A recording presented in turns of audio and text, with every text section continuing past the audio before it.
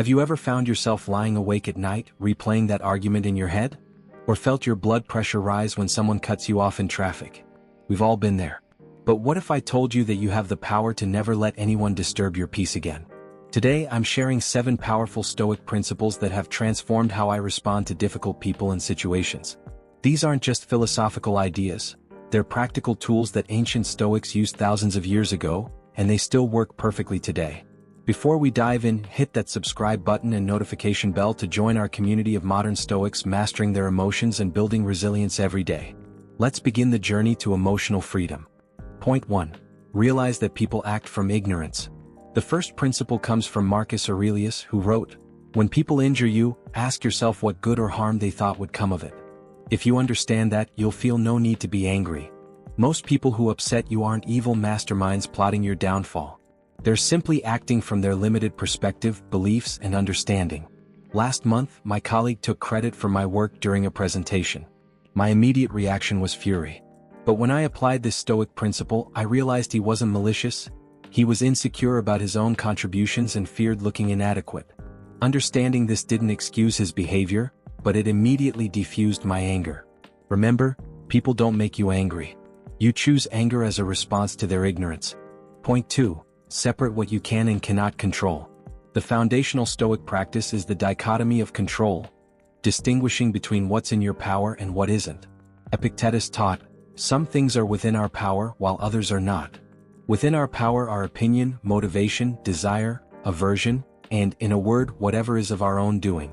You cannot control other people's actions, what they say about you, their opinions or judgments. External events, you can control your judgments about situations, how you respond, your own principles and values, your focus and attention. When my neighbor constantly played loud music late at night, I initially spent hours seething with anger. Then I realized I couldn't control his behavior, but I could control my response. I invested in noise-canceling headphones, had a respectful conversation with him, and shifted my mindset from "he's doing this to me" to "this is happening and I can choose how to respond." Point 3. Practice negative visualization. The Stoics practiced what they called premeditatio malorum, the premeditation of evils. This means regularly imagining difficult scenarios so you're mentally prepared when challenges arise. Before important meetings, I take a few minutes to visualize potential conflicts. Someone dismissing my ideas, taking credit for my work, or criticizing me unfairly. I mentally rehearse responding with calm dignity rather than anger. When my boss actually did criticize my project in front of the team last week, I wasn't blindsided or defensive. I'd already imagined this scenario and was prepared to receive feedback gracefully and focus on solutions rather than feeling attacked. This practice doesn't make you pessimistic. It makes you resilient and almost impossible to provoke because nothing catches you off guard. Point 4. View difficult people as training partners. Epictetus said, "The greater the difficulty, the more glory in surmounting it." Difficult people aren't obstacles to your happiness, they're opportunities to strengthen your character. I used to dread interactions with a particularly critical client who seemed impossible to please. Then I shifted my perspective. I started viewing him as my personal trainer for patience and communication skills. Each difficult call became a workout for my emotional resilience. I'd silently think, "Thanks for this opportunity to practice staying calm under pressure." Over time, not only did my reactions improve, but our relationship did too. He sensed I wasn't reactive or defensive, which actually led to more productive conversations. Remember, without resistance there is no growth. The difficult person in your life might be your best teacher. Point 5. Practice the pause. Seneca advised, "The greatest remedy for anger is delay." When provoked, most people react instantly, driven by emotion rather than reason. The Stoic practice is simple but powerful. Pause before responding.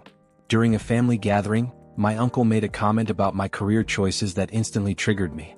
But instead of firing back, I silently counted to 10, took a breath and asked myself, does his opinion actually matter to my life? Is responding with anger helpful? That brief pause prevented an argument that would have ruined the gathering and left me feeling terrible afterward. The comment that might have bothered me for days simply faded into irrelevance. Try this. When something provocative happens, wait 5 to 10 seconds before responding. For more significant triggers, give yourself hours or even a day. You'll be amazed how often your initial angry response dissolves with time. Point 6. Practice perspective widening. Marcus Aurelius regularly practiced zooming out to gain cosmic perspective. He wrote, "Think of the whole universe of matter and how small your share. Think about the expanse of time and how brief, almost momentary, your portion. When someone bothers you, widen your perspective. Will this matter in a week, a year, 5 years? In the grand scheme of human history, how significant is this moment? Amid the billions of interactions happening right now across the planet, how important is this one exchange?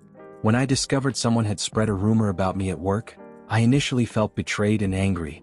But then I practiced perspective widening. In a universe billions of years old, containing billions of galaxies, how significant is this office gossip?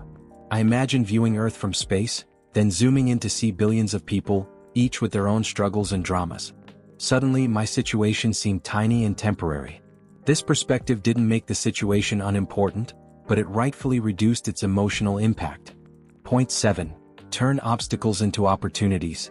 Marcus Aurelius wrote, "The impediment to action advances action. What stands in the way becomes the way." The final and most powerful Stoic practice is to transform negative situations into opportunities for growth, learning, or demonstrating virtue. When I was laid off unexpectedly last year, my initial reaction was anger toward my company. But instead of dwelling in resentment, I asked, how can this obstacle become my way forward? The job loss became an opportunity to reassess my career path, develop new skills, and eventually find more fulfilling work. What initially seemed like a disaster became the catalyst for positive change. When someone bothers you, ask, what virtue can I practice in this moment? What can I learn? How might this challenge serve me in the long run? These 7 Stoic principles aren't just philosophical ideas. They're practical tools that have helped countless people across centuries maintain inner peace regardless of external circumstances. To recap, realize people act from ignorance. Separate what you can and cannot control. Practice negative visualization. View difficult people as training partners. Practice the pause. Widen your perspective. Turn obstacles into opportunities. Remember, true freedom isn't having a life without difficult people. It's having the emotional resilience to remain unshaken by them. If you found value in these Stoic practices, give this video a thumbs up, share it with someone who needs these principles, and leave a comment about which one resonated most with you. Join our community of modern Stoics by subscribing, and hit the notification bell to never miss our weekly wisdom on mastering emotions and building resilience. Until next time, remember what Epictetus taught us. Make the best use of what is in your power and take the rest as it happens.